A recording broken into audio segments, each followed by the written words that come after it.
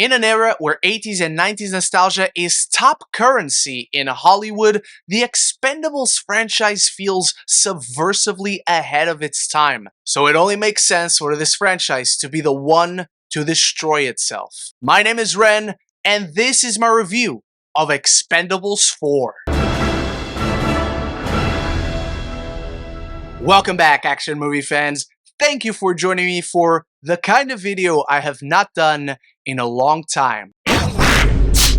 Look, I love the Expendables franchise. These are the action films my dad introduced to me as a kid. I grew up watching all the Stallone, Schwarzenegger, Van Damme, Norris, Willis actioneers with larger-than-life personalities, over-the-top action, and memorable, cheesy one-liners. It's light, fun, breezy entertainment in an era where Hollywood keeps going back to its old favorites. There has never been any other franchise that had its identity handed to itself on a silver platter. The mission statement of these films is very easy. Gather all the favorite individual heroes and put them together, and it's because with all these resources, stars, and within these parameters is so easy to deliver something satisfying that this film has absolutely no excuse to be as horrid as it was. It's about to go down.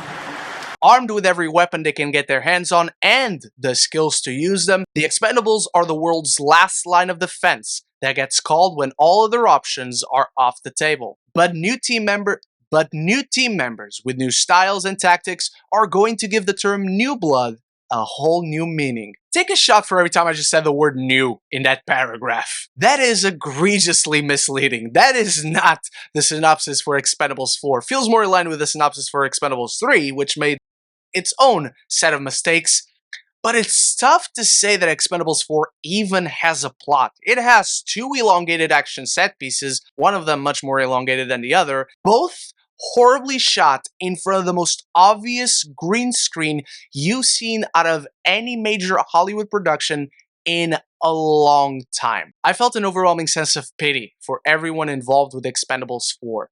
The direction, the editing, the writing, the action, the film in general is an agonizing fall from grace from what once was a fun throwback franchise that poked fun at its characters, winked at the audience with its sense of humor with our knowledge of who these actors have played before, and just allow them to banter with one another while at the same time wrecking fools with knives, with punches, with giant machine guns. But Expendables 4 is nothing but self-indulgent self-parody. This movie cost $100 million, and it feels like somehow Asylum got the rights for this franchise and just took it over, more interested in making fun of our heroes, shot in a potato, and with the worst VFX shots I have ever seen out of a film that cost this much money.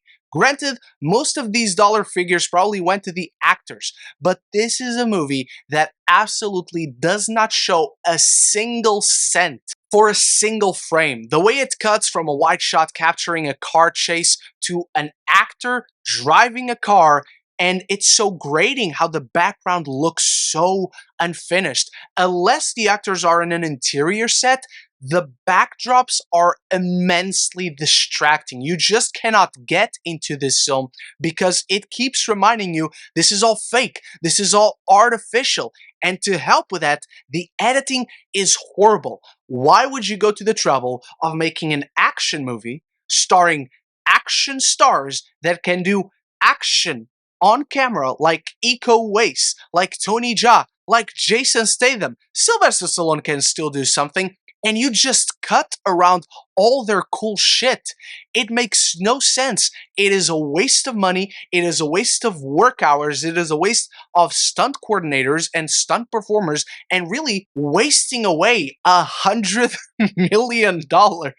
And it makes no sense. By the way, I'm about to talk about some characters and story threads that you might consider spoilers, so if you want to waste your time with Expendables 4, please do go watch it. Come back afterwards to discuss. Andy Garcia is the worst worst villain in any of these films. He's not menacing. He's never been an action star. It makes no sense for him to be the big threat in this film. In the first movie, the general was never a big action star, but he had a massive force of soldiers. Then you had Van Damme. Then you had Mel Gibson. Who the hell is Andy Garcia? He poses no threat to Jason Statham and Dolph Lundgren. And for some reason, Megan Fox and 50 Cent are also there, because that's the Expendables now.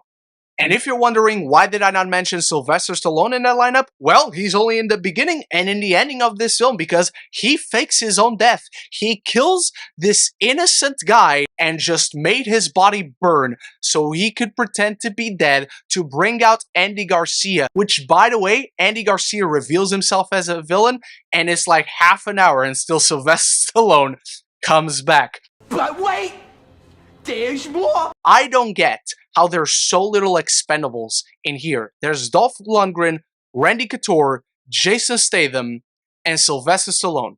The rest are all new guys. What happened to any of the others guys? There's no reference to anything. It feels like they got who they could afford, who was free, because this film feels immensely rushed.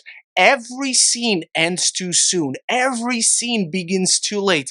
Every character beat and story moment feel half-cooked and underbaked, where you have Jason Statham in a relationship with Megan Fox and she's this crazy girlfriend, but then when Sylvester Stallone supposedly dies, she's the leader of the Expendables and they all know her and they all know who she is and they all trust her. This film makes no sense. Look, none of the Expendables films were ever going to win screenplay, but all of them have a sense of story and story progression. This film just happens. This film establishes a rivalry between Jason Statham and Andy Garcia, and it does nothing with it. This film brings in Tony Jaa and Iko Uwais and does not allow them to showcase their martial arts prowess on camera. It just cuts around it. Everything that this franchise has made itself out to be is cut away for lame gags, bad characterization, and the laziest plot you could come up with, even within these circumstances. The Expendables films don't need the strongest plot. It feels horribly put together. It feels like a mishmash of ideas with moments charming enough because of the charm of the actors. Jason Statham does so much with the trash that is this screenplay. There's a sequence where he's ousted by his friends for trying to save Sylvester Stallone's character when they all believe he's dead, and they just expel him from the Expendables instead of all wanting revenge. I'm sorry, did I miss something, you fucking assholes? I'm angry, and I haven't ranted in a while, but this film deserves it. There's no redeeming qualities except when Jason Statham kicks the shit out of an asshole influencer while he's streaming. I would watch an entire film of just that. This film forgets what this franchise is supposed to be. It feels ashamed of what these kinds of films are supposed to deliver. It has this disdain for itself that makes no sense why it still counts on the involvement of Sylvester Stallone and Jason Statham. It takes all the mistakes of Expendables 3 and doubles down on them, making the stars none of our favorite action actors, none of our favorite action heroes, and with such a weak lineup, it's offering crumbs, but they are way past their expiry date. This is a franchise begging to be taken to the grave, and after watching it, I'm happy to take it there. So, as I dive into my final thoughts on Expendables 4, it's time for you to start the conversation about it in the comments below. Did you watch it? Did you suffer through it like I did? Start the conversation down there. That's the most important part. And if you're enjoying this review, you want to see more rants, more normal reviews on movies and TV, this is the place to be. Consider clicking that subscribe button, and you won't miss any future conversations on your favorite movies and TV. Expendables 4 renounces its glorious throwback identity of larger-than-life personalities, over-the-top action, and cheesy one-liners in a sad, shamefully painful, self-parodying installment begging to be put out of its misery as it withers to its grave. I have not given out one of these in a while, but I'm giving Expendables 4 an F. Thank you so much for watching. I hope my anger was more fun for you to witness than it was for me to feel. Don't forget to start the conversation in the comments down there, and big shout out to my channel members for always supporting the channel. I'll be back very soon with more normal reviews, I hope. So until the next one, love each other and love the movies.